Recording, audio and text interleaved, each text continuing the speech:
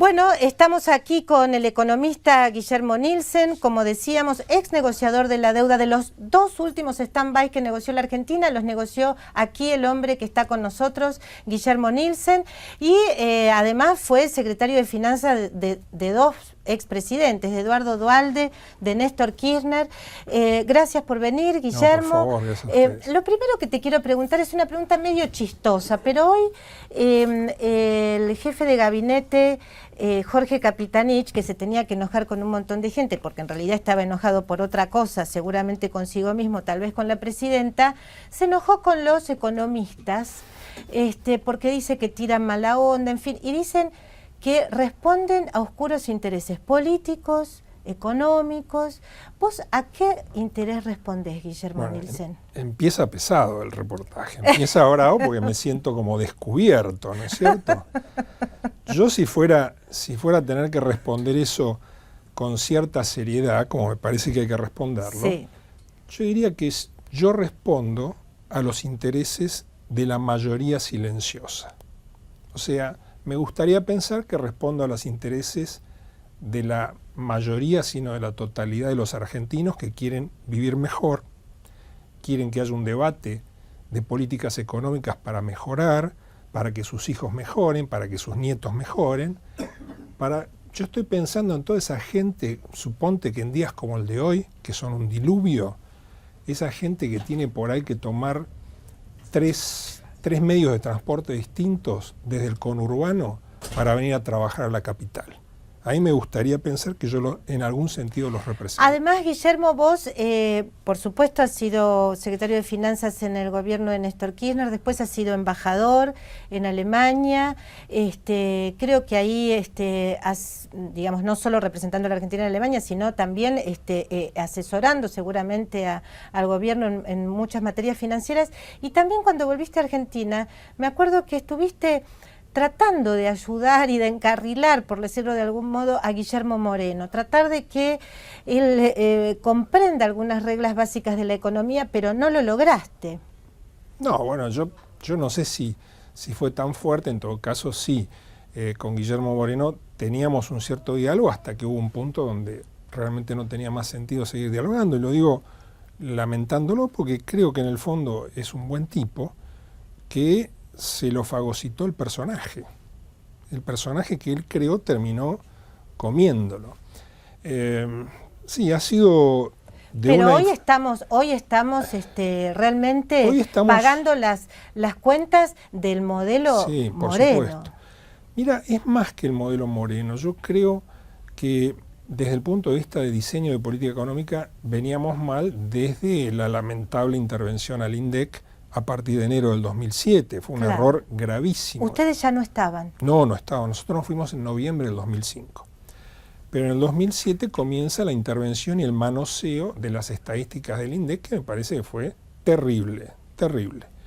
Ahora, dicho esto, creo que llevamos los últimos 2 años y 3 meses, te diría, por poner un punto de partida, de una pésima política económica, de diseño muy malo de la política económica. Acordate de los CEDINS, sí. Ahora últimamente el mega impuesto a los autos, que me parece que es un error tremendo porque lo único que va a hacer es parar y muy fuertemente el nivel de actividad. Sí, vos alertaste sobre ese tema con muchísimo criterio. Y ahora tenemos una situación donde, por un lado, la Argentina ha hecho algunos movimientos constructivos para reconciliarse con el mundo internacional, con el mundo financiero, digamos.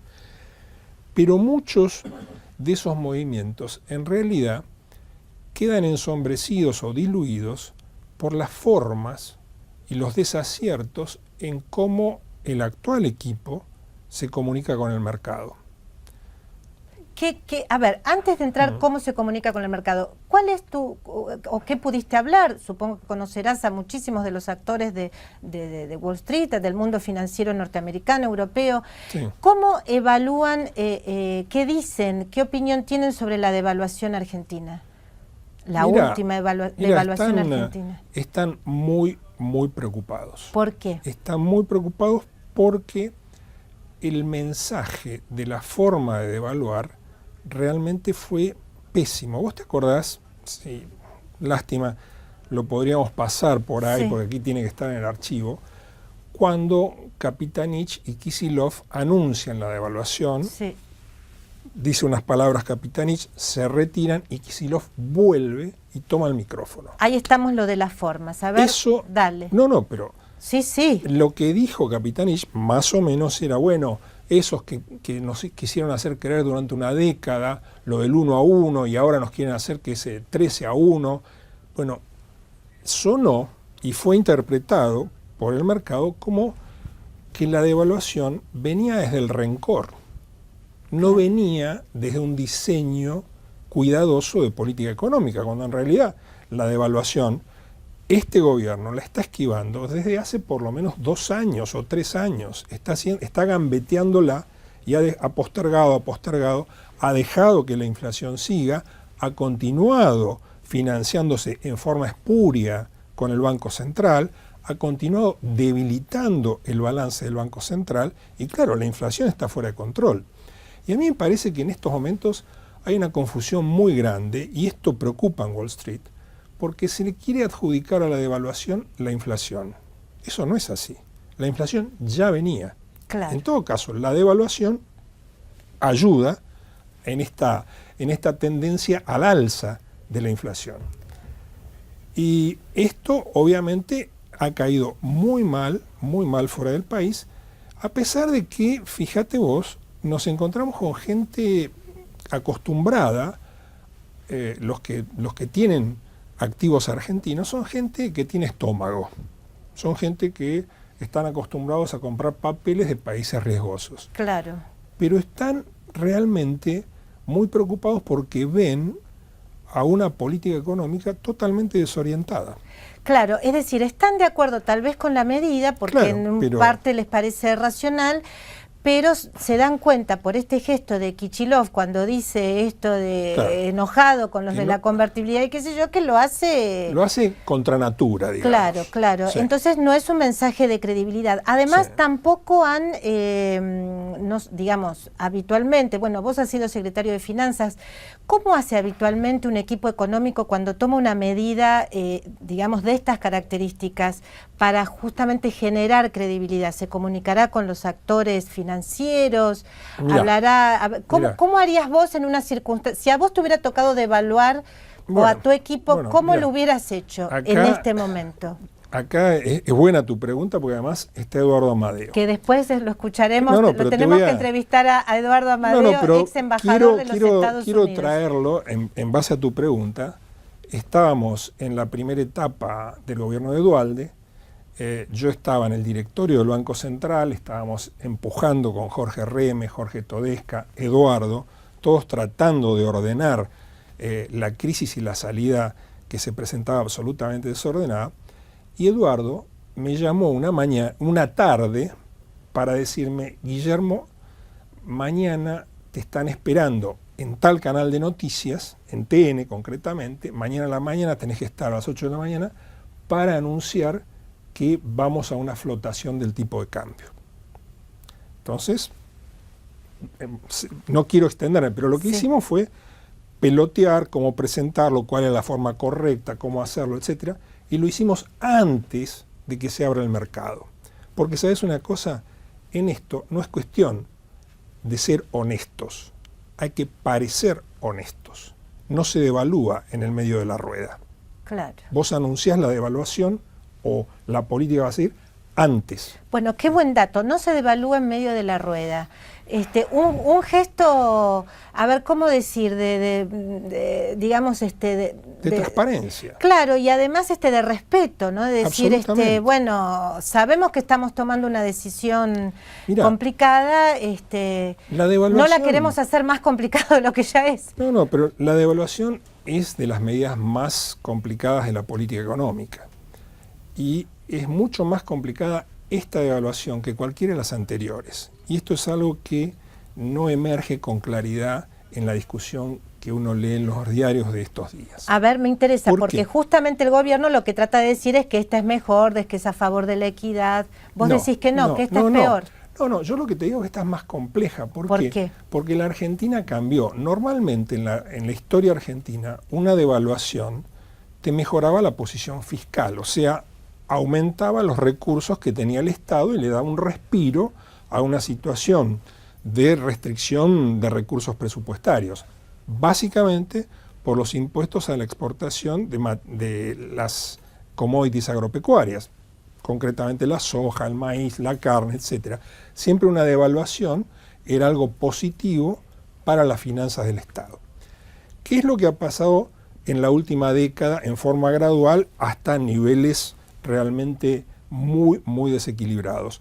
Hoy tenemos un nivel altísimo de subsidio al sector energético. Hay lugares en la República Argentina donde prácticamente se regala la electricidad.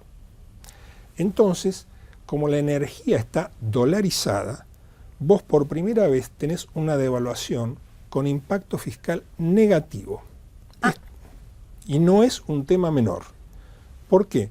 Porque automáticamente te aumentan los subsidios al sector energético.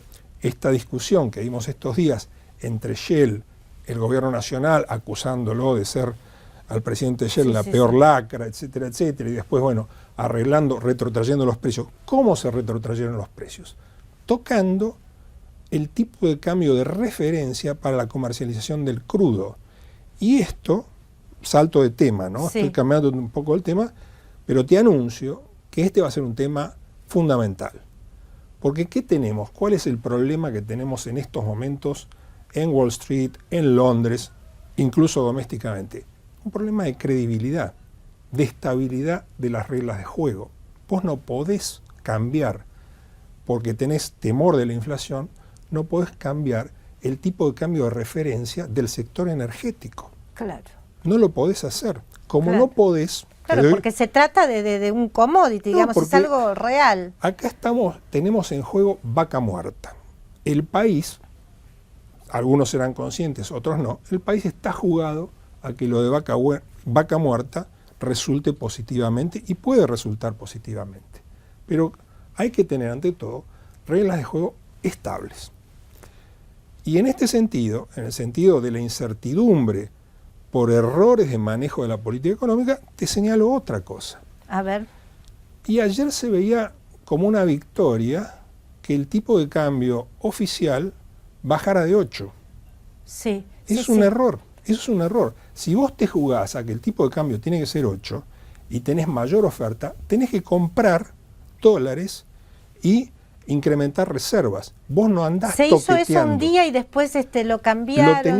No, tenés que seguirlo a muerte. Sí, vos tenés que dar anclas, vos tenés que dar estabilidad. Vos no podés decir, hoy es 8, mañana es 7,50. Eso va en contra de lo que se está buscando. Eso realmente es una chambonada. Claro, digamos, no tienen los recursos técnicos y lo hacen sin creer en lo que están haciendo. No, ahora te aclaro algo. Sí. Yo creo que en el Banco Central realmente están los recursos técnicos y está la gente que sabe y que tiene oficio y que sabe hacer estas cosas. Lo que hay es me parece a mí, hay como una lucha interna entre el dogmatismo de las ideas prevalecientes en el equipo económico y la realidad que tienen que enfrentar. Entonces vos tenés marchas y contramarchas a partir de detalles. Estoy dando una lectura fina porque me parece que le sirve a los que nos escuchan. Claro. O sea, acá lo que hay es una falta de convencimiento. Y te doy otro ejemplo. El grueso de las medidas que se tomaron salieron del Banco Central y fueron de tipo monetario. Y lo que... por ejemplo, esta decisión de, digamos, sacarle dólares, por decirlo de algún modo, a los bancos y depositarlos en el Banco Central, ¿vos estás de acuerdo? Que en realidad era una medida que había tomado Alfonso Prat-Gay y que después se suspendió. ¿Vos estás de acuerdo o no? Mira, en la emergencia, En la emergencia te sirve. A mí me parece que no es una medida constructiva a mediano plazo, pero en el corto plazo sirvió. Vos tenés que... Es racional, es de esa medida, claro, la parte racional de las decisiones. Sí, pero esa parte racional la tenés que seguir apoyando. Claro. Para que realmente esta parte racional inicial no vaya en saco roto, no sea estéril, lo que tiene que haber son otras medidas que vayan construyendo un sendero de estabilidad y de crecimiento. Pareciera que cuando toman una medida racional y funciona, entonces después vuelven a ser desastres porque, porque como esto funcionó, bueno, ya es fácil, es decir, realmente es lo que vos decís, no están convencidos. Por ejemplo, vos me contaba fuera de aire, siendo embajador argentino en Alemania, tuviste la oportunidad de asesorar a la presidenta, ella requirió tu asesoramiento ante la posibilidad de que el gobierno nacional resolviera su deuda pagara la deuda, acordara con el Club de París. ¿Eso en qué año fue? Mira, esto debió ser en el 2009. 2007, 2008, 2009. Bueno, 2009. ¿y qué pasó? ¿Por qué eso que estuvo tan cerca de alcanzarse no se logró? No, te doy otro dato histórico anterior. A ver, nosotros nos fuimos a fines de noviembre del 2005. Yo ya tenía fecha para negociar Club de París en enero del 2006. Ajá. Yo había acordado con Jean-Pierre Jouyet, que en ese momento era secretario del Tesoro de Francia, que diciembre era un mes difícil. Vos sabés que hay una característica de la negociación del Club de París. Cuando vos te sentás a negociar, no parás. No hay sábado, no hay domingo, no hay feriado. Todos los días. Es así. Club de París, uno se reúne todos los días hasta que llega a una solución. Nosotros habíamos hecho lo que se llama la conciliación de saldos, que es bastante trabajoso, porque hay intereses punitorios y difieren según los Exim Bank de cada país, pero todo eso lo teníamos listo para negociar ya en diciembre, diciembre del 2005. Pero con Jouyet coincidimos que, dada la mecánica de negociación, vos no podés obligar a la gente a estar 12, 15 días negociando cuando están preparando la Navidad, etcétera, etcétera. Entonces, lo que hicimos fue acordar que empezábamos. Yo no me acuerdo en este momento si era el 10 o el 12 de enero del 2006. Había fecha. Y la verdad, yo estoy seguro que si nos hubiésemos ido en marzo del 2006 en vez de noviembre, esto hubiese estado resuelto en ese momento. Entre tanto, hubo una cancelación de deuda con el fondo en diciembre del 2005. Brasil decide cancelar su deuda con el Fondo Monetario Internacional, pero claro, Brasil no estaba en default con el Club de París. A Brasil no le rompió la estructura de renegociación de la deuda. Argentina tenía renegociado una parte importantísima de lo que se llama la deuda privada, o sea, los bonos. Estábamos arriba del 76% ya negociado. Lo que sigue es Club de París. Sí. Y recién lo último que pagas es el fondo. Bien. Pero bueno, frente a la situación en que Brasil había anunciado que pagaba, Néstor Kirchner decidió que no podía hacer menos y pagó. Al hacer ese pago, altera la prelación de lo que es un sendero de negociación financiero. Claro. Y mucho peor todavía cuando este tema queda colgado en el tiempo. Aquí hubo varios aprontes y varios intentos de negociar el Club de París, que es la deuda más genuina que podés tener, porque se trata de deuda con Exim Banks, o sea, con instituciones oficiales, pero lo que te viene es un generador eléctrico, o te viene maquinaria y equipos, no entra plata. Entonces, muchos de los equipamientos que se hicieron en los últimos años hubiesen sido mucho más llevaderos y se hubiese podido hacer muchísimo más si hubiésemos estado al corriente. Y además con un país integrado en la Unión Europea, en fin. Para terminar, Guillermo, todo es muy interesante. También me dijiste, yo ayer puse un Twitter a partir de un llamado que tuve de que el secretario adjunto, William Burns, convocó a la embajadora argentina en Washington, Cecilia Naón, para decir, preocupada preocupado justamente por la situación económica argentina, para decirle que ordene su situación, que Argentina ordene la situación con el Fondo Monetario, en fin, acepte encarrilar las negociaciones. Pero vos decís que llamaste a... No, yo llamé a algunos amigos. Y te dijeron otra cosa. Y me dijeron que no había nada de eso, o sea, y no me sorprende. Además hubiese sido una buena ocasión para que Cecilia Nadón entre más allá, que sobrepase la mesa de entradas del Departamento del Tesoro, porque no la logra sobrepasar la mesa de entradas. No la recibe nadie. No la recibe nadie. O sea, que esa reunión que me dijeron no existió. A mí me dicen que no hubo nada de eso. De todas maneras, hay un aroma, digamos así, en el ambiente de que si Argentina sigue con esta inestabilidad, es muy probable que los países del G20 aprieten a Argentina que vuelva y pida un stand-by con el fondo. Esto no tiene que sorprender a nadie en el futuro. Les voy a, para G20 y para cerrar esta parte, te voy a contar una anécdota. Y con esto terminamos porque lo tenemos que invitar al ex embajador Amadeus. Si quiere, muy breve. Dale, me interesa muchísimo. Yo estaba en Europa en una negociación privada, estaba en España cuando fue la expropiación de Repsol, así que se pueden imaginar. Pero lo peor del caso es que de allí me fui a Berlín, primero fui a Frankfurt, donde se me cayó un crédito que yo estaba negociando, y después fui a Berlín y fui a saludar al ministro de Finanzas alemán, que es un amigo dentro de lo que pueden ser las amistades. Sí. Yo ya no era embajador, o sea, iba como un privado. Schäuble, el ministro más poderoso de la Unión Europea. Y amigo además. Bueno, prácticamente no me dejó sentar. Me mira y me dice, ¿cómo es posible que Argentina haga esto en este momento? Argentina, nosotros estamos acá haciendo todo lo que podemos, andando en puntas de pie para no agravar la crisis española. ¿Y Argentina qué hace? Va y expropia una propiedad valiosísima de la mayor empresa de la Bolsa de Madrid. Me dice, Argentina todavía está en el G20, pero no es un país del G20, Guillermo. Bueno, lo dejo ahí. Es excelente y tristísimo esto que decís, Guillermo Nielsen. Te agradecemos muchísimo tu presencia acá. Creo que es así. Argentina está en el G20, como le dijo esta persona a Guillermo Nielsen, pero no es del G20.